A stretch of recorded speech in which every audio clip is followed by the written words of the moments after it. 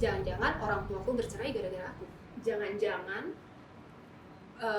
bapakku atau ibuku jahat, aku jadi benci bapakku, aku jadi benci ibuku, aku benci diriku. Anak kita nggak pernah berharap dilahirkan dari kita, ya, nggak pernah berharap dilahirkan oleh apa yang ada di dalam keluarga kita. Dia punya hak untuk mendapatkan pengasuhan baik dari bapak ataupun ibunya.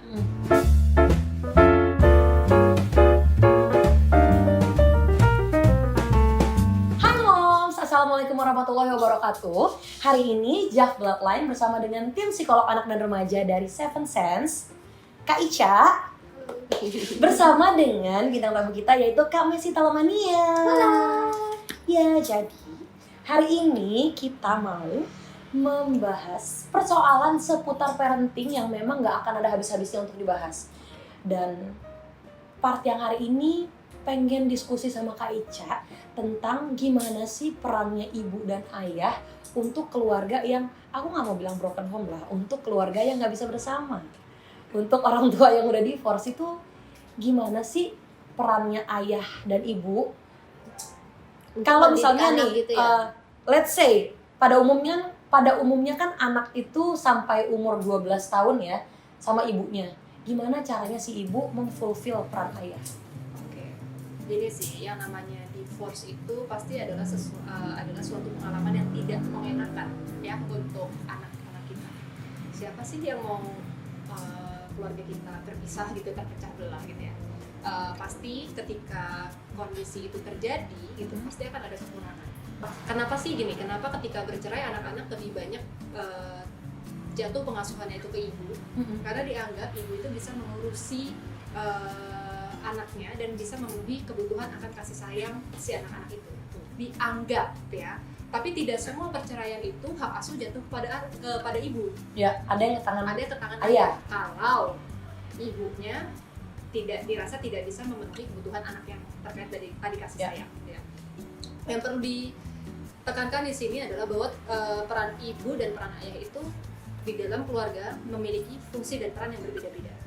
Ya, kalau ayah itu nantinya akan punya peran terkait dengan pembentukan tanggung jawab, disiplin anak, lalu kemudian nanti masalah ketangguhan anak untuk menghadapi situasi-situasi yang sulit gitu ya. Lalu kemudian gimana caranya anak untuk bisa tegas sama sebuah situasi, memang diharuskan cepat dia ambil keputusan. Itu peran ayah. Ya, kenapa harus ada ayah gitu ya? Ya, tapi kalau ibu itu nanti kaitannya sama gimana caranya dia gitu merasakan empati, lalu kemudian gimana caranya bisa menyelesaikan masalah-masalah rumah tangga yang ada di dalam rumah.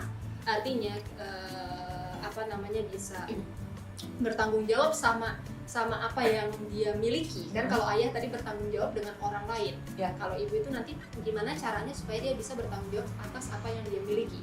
Jadi sekalipun orang tuanya divorce atau berpisah gitu ya, sebenarnya bukan berarti kita memutus komunikasi anak kita dengan mantan pasangan kita. Oke. Ya, itu poin terpentingnya.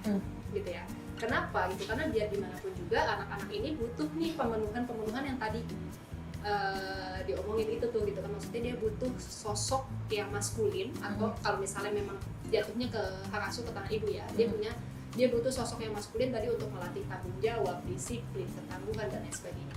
Sementara kalau yang jatuh hak asuhnya kepada ayah, si anak ini juga butuh sosok yang feminim. Ya.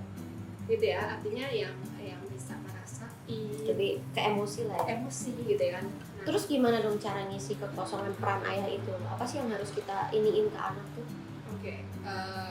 Tentu nggak enak ya kalau misalnya anak dibesarkan cuman dengan kasih sayang ibu gitu ya. Minimal kita harus cari peran pengganti ayah itu. Bisa kita minta tolong dari orang tua kita, adik kita kalau misal kita punya adik laki-laki, atau mungkin sepupu kita, atau mungkin nanti lebih jauhnya adalah calon pasangan kita yang baru gitu ya. Itu mengisi peran ayah gitu. Maksudnya kita cari sosok yang dikira bisa menggantikan sosok itu. Gitu ya. Lalu kedua, mungkin anak-anak pun juga bisa dilatih dengan membacakan cerita tentang tadi tuh peran ayah tuh apa aja gitu, sehingga nantinya dia tahu dan terbiasa bahwa ayah itu tugasnya apa sekalipun aku Oke. nggak ada sosok ayah di sini, Tapi aku tahu. tapi aku tahu apa yang harus aku lakukan. Aku tahu apa yang Tapi ayah-ayah mungkin lakukan. nggak kalau misalnya seorang ibu itu juga dia memerankan itu semua. Dia Kayak double. taruhlah dia udah paham untuk gimana caranya bertanggung jawab, gimana caranya dia untuk berhubungan dengan orang lain. Gitu. Si ibu memerankan itu sendiri bisa nggak? Bisa, tapi semaskulin-maskulinnya sosok feminim, Iya sih. akan feminim juga kan. Itu bikin anak jadi bingung gak sih? Karena kayaknya kalau dari yang aku alamin, kadang-kadang aku bisa tegas sama anak-anak, tapi at the same time kalau misalnya ngeliat kayak ini anak gue lagi harus dihalusin nih kayaknya nih. Kalau kita bisa berbagi peran gitu kan sama pasangan, kita. bisa satu ada bad guy-nya, satu ada good guy-nya gitu kan ya. Tapi akhirnya di lain waktu aku tegas, di waktu lain lagi kayak yang oh iya nggak apa-apa kok. Itu bikin anak bingung gak sih kalau kayak gitu? Betul. Jadi anak bingung gitu ketika kamu menerapkan satu aturan tertentu, Oh. ya kan. Tadi fungsi kata Mei kan bisa nggak sih kita mengambil dua peran sekaligus? Ya bisa aja gitu. Tapi pertanyaanku adalah kapan? Bisakah kamu menempatkan diri kapan kamu harus tegas dan kamu harus Lembut. gitu? Itu nggak bisa sih.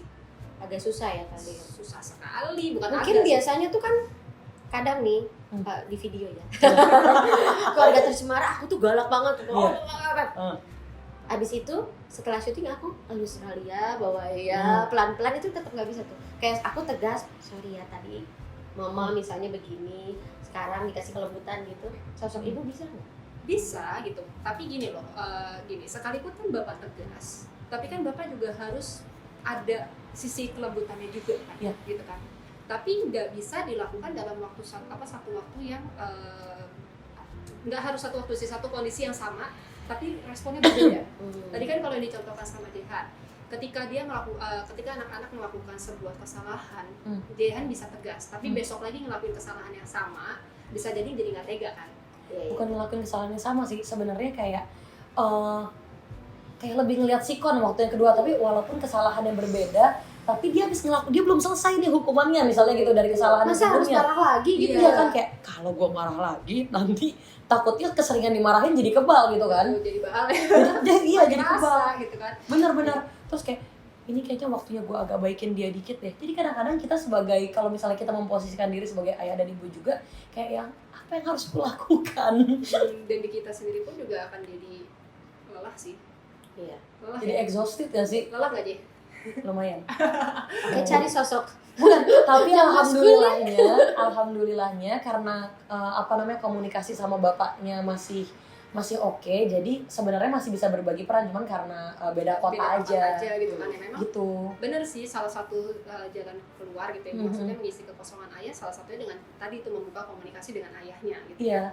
Atau membuka komunikasi sama ibunya gitu ya, berarti maksudnya artinya kita tidak menutup komunikasi anaknya Ya. terhadap orang tuanya Terhadap orang tua gitu ya. Jadi cara isi kekosongannya kan ada yang bisa dengan sepupu kita yang laki-laki, Betul. atau misalnya orang tua kita yang laki-laki, kakeknya bisa. mungkin.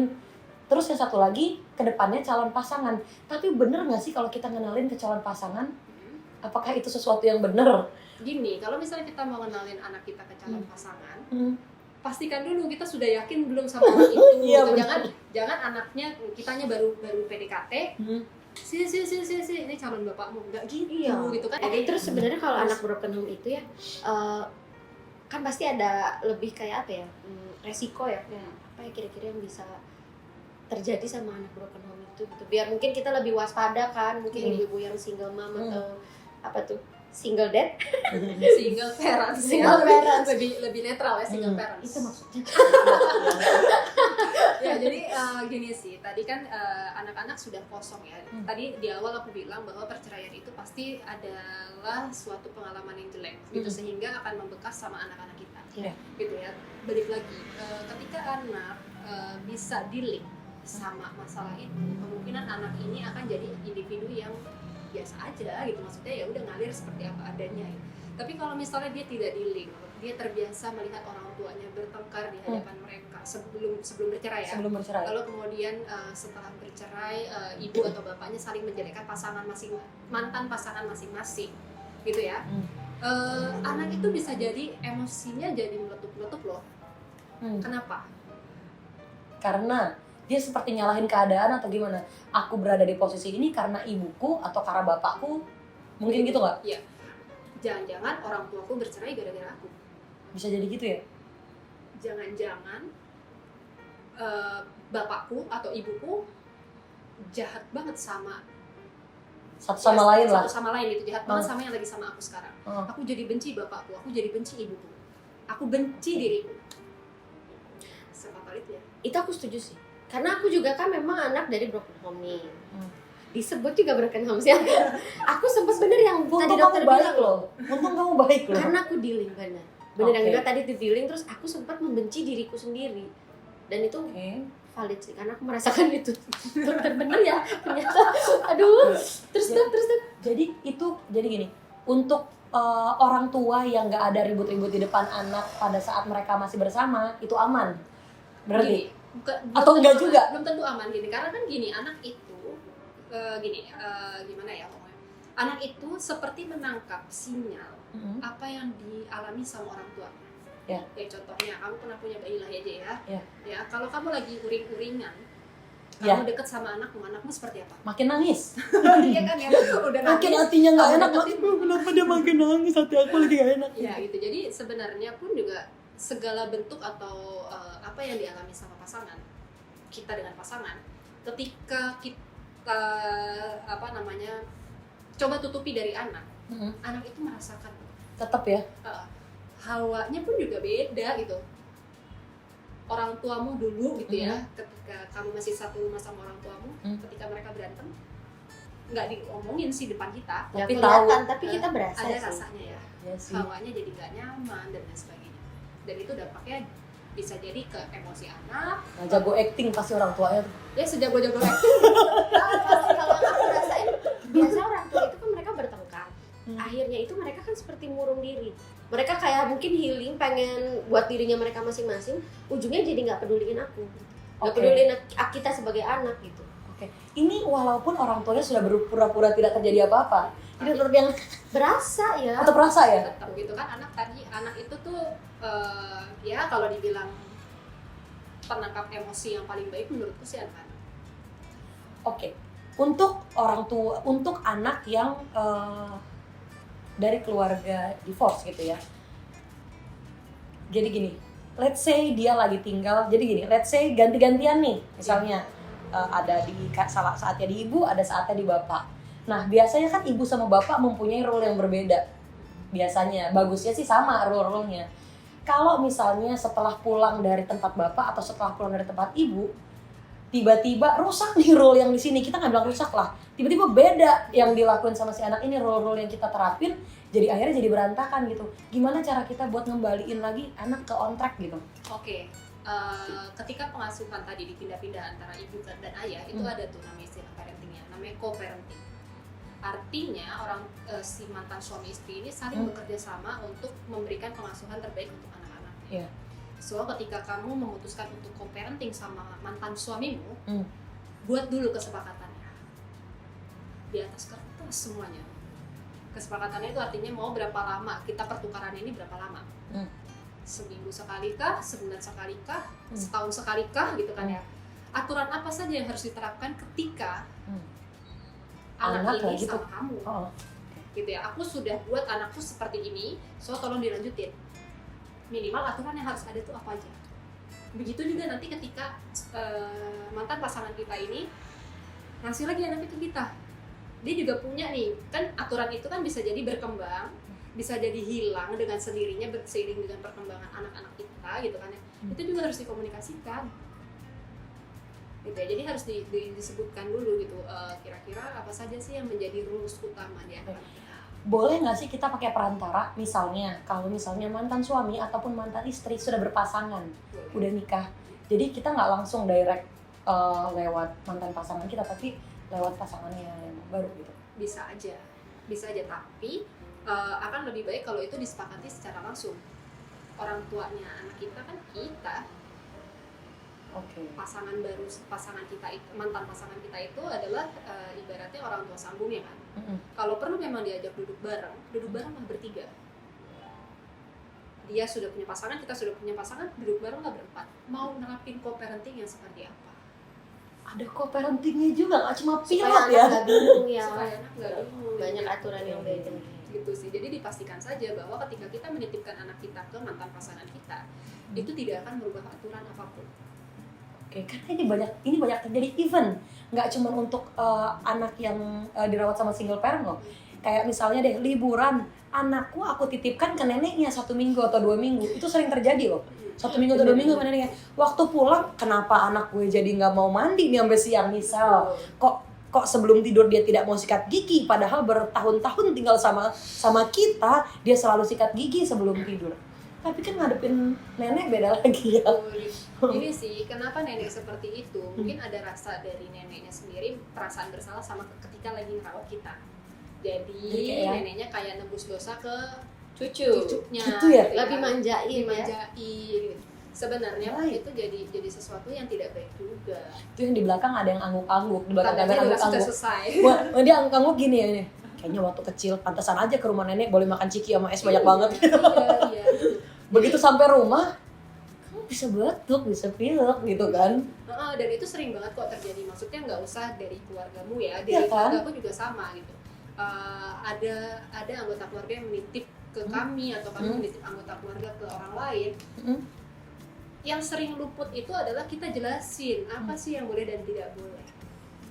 Kalau boleh kadarnya seberapa. Gitu kan, kadang kalau misalnya kita anak-anak itu kan suka banget sama es krim, permen, ciki gitu kan, manis-manisan lah ya gitu kan ya. Snack lah, snack bermecin lah gitu kan ya. Kita harus kasih tahu kadarnya apa, seberapa. Kalau misalnya memang tidak boleh sama sekali, kita sediakan. Oke, berarti mau dimanapun anak itu tinggal, dia yang tahu, dia yang harus kita bentuk dulu nih basicnya gitu ya. Betul. Sehingga pada saat balik ke kita lagi udah tahu, jadi tinggal nge-recall aja gitu ya. Betul. Dan jangan lupa ketika kita titip, namanya juga nitip ya, semuanya itu Kurang kan lebih lah gitu ya. harus sudah disediakan dan disiapkan, termasuk aturannya, pakaiannya aja juga kita harus siapin, makanannya gitu, snack-snacknya yang kan nggak semua orang bisa makan snack yang ada di pasaran ya gitu kan. Siapkanlah snack-snacknya, jangan sampai orang yang kita titipin itu justru jadi kebingungan. Oke, baik kalau begitu. Jadi untuk orang tua yang kebetulan sekarang berada dalam posisi single parent, sebaiknya perbaiki komunikasi dengan mantan pasangan. Setelah itu Cari pasangan cari pasangan. untuk mengisi sosok Kalau cocok. Jangan dikenalin dulu. Jangan dikenalin dulu Bun. Dan kenalinnya bertahap ya itu ya. Tahap. Oh, ada tahap Kenalan yang juga Tapi bertahap. maksudnya jangan langsung kamu datangin, ini calon bapakmu gitu, jangan gitu kan. Tapi itu bener loh, itu terjadi sama ada salah satu kerabatku lah pokoknya. Dia bingung, tiba-tiba pulang sekolah, kok ada acara di rumahku. Udah akad, menikah tiba-tiba. mamaku akad ini. Serius? Iya, dan itu akhirnya sampai, ini cerita masa kecilnya, sampai dia dewasa ada kayak kemarahan sama orang tuanya yang gue nggak ngerasa dimintai persetujuan pada saat ibu gue menghadirkan bapak baru di keluarga ini. Betul. Jadi memang penting sih ketika kita divorce dengan pasangan, libatkanlah anak untuk memilih calon pasangan baru kita. Serius? Ya iyalah, kan pasangan itu bukan buat kamu doang. Pasangan itu buat anak kita. Kapan sih di umur yang tepat itu kita bisa ajak mereka tuh diskusi? Selagi dia bisa berkomunikasi dua arah.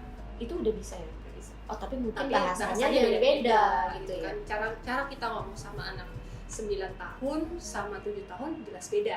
Ya. Ya gitu kan. Ya kamulah yang kenal sama anak kita gitu. Jadi gunakanlah bahasa yang memang dimengerti sama anak-anak kita. Ya gitu. Jadi intinya kalau misalnya kamu mau menghadirkan sosok baru di dalam hidupmu, libatkan anak. Ketika mau libatkan anak, kenalinnya pun juga pelan-pelan. Jangan langsung tiba-tiba dibawa ketika udah akad, itu salah banget, itu total salah ya. Itu shock sih. Itu shock. Ya gue nggak pernah ngerasain, tapi gue akan kalau di posisi itu bakal kesel dan marah gitu ya. Iya. Terus kenalin dulu. Jangan gini, ini teman Momi, ini teman aku. Ajak dulu main, coba deh kamu kenalan. Kira-kira ada orangnya ini asik nggak? Om ini asik nggak? Ya, kalau misalnya dia sudah mulai merasa nyaman, kenalkan lagi. Kalau misalnya Momi lebih dekat sama Om ini, boleh nggak? Oke. Gitu ya. Terus nanti kalau sudah selesai, kalau sudah makin dekat, kamu kangen nggak punya Dedi? kalau om ini jadi daddy kamu, jadi daddy, enggak, jangan daddy, jadi papamu di mana? Ya kamu tetap ada daddymu tetap daddymu, cuman om ini membantu mommy mengisi ini, membantu mommy untuk mengurus kamu. Iya. Membantu. Mengurus, mendidik, menemani kamu gitu ya, bermain dan lain sebagainya. Ya. Gitu. Ketika dia sudah oke, tanyakan kira-kira apa yang diharapkan sama kamu dengan mommy sama om ini. Gitu ya? Iyalah. Jadi tanya apa? Jadi nggak cuma orang dewasa yang punya ekspektasi berarti ya? Anak-anak juga punya ekspektasi, cuman kadang-kadang mereka sulit aja mengkomunikasikan sama orang tua gitu kan? Betul banget. It would be nice kalau kita bisa nanya dan si anak juga bisa kooperatif untuk bisa jawab sesuai dengan apa yang dia rasain gitu ya. Sama mereka tuh kayak berasa dikasih andil gitu loh. Iya, dalam keluarga, dalam mengemukakan rasa dihargai lah. Dan aku selalu bilang gini sih ke klienku, ke orang-orang terdekatku gitu ya, yang namanya proses belajar gitu ya. Bukan cuman kita aja loh yang ngasih ke anak. Bukan dari orang dewasa aja loh ngasih ke anak gitu. Tapi anak-anak pun juga bisa nih menjadikan guru buat kita. Artinya gitu ya, sekalipun kita merasa kita benar, belum tentu apa yang kita pikirkan itu benar buat anak kita. Itu bener sih, kadang-kadang kita ngajarinnya baik nih ke anak-anak, tapi somehow pada saat emosi kita juga lagi nggak baik, akhirnya prakteknya nggak ada. Karena itu terjadi pada saat aku agak kurang bisa kontrol emosi ke anakku yang pertama, Rais yang berumur 7 tahun. Tiba-tiba si anak yang umur 2 tahun, si Zafran yang dan malah-malah dong sama Ais dong, maafin dong. Sebenarnya tuh kayak yang, oh, alhamdulillah nih dia berarti ngerti konsepnya nih. Mamanya yang kadang agak nggak di tracknya gitu. Iya gitu. Memang benar sih, libatkan anak dalam apapun itu. Yang ya untuk bisa melibatkan anak berarti yang paling terpenting itu adalah bangun bonding dulu sama anak. Ya bangun bonding, komunikasinya tingkatin, baru itu kamu bisa berkolaborasi sama anakmu untuk memilih calon bapak lagi gitu. Ya. Ngomonginnya divorce jadi memilih calon bapak. Baiklah kalau begitu. So kesimpulannya adalah perbaiki komunikasi dengan mantan pasangan.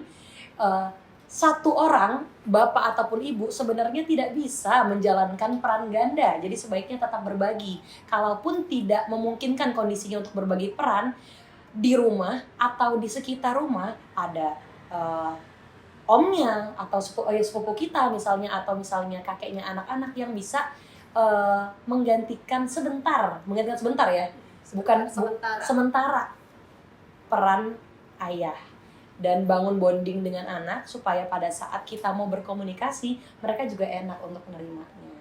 Itu kurang lebih ya Kak Ica.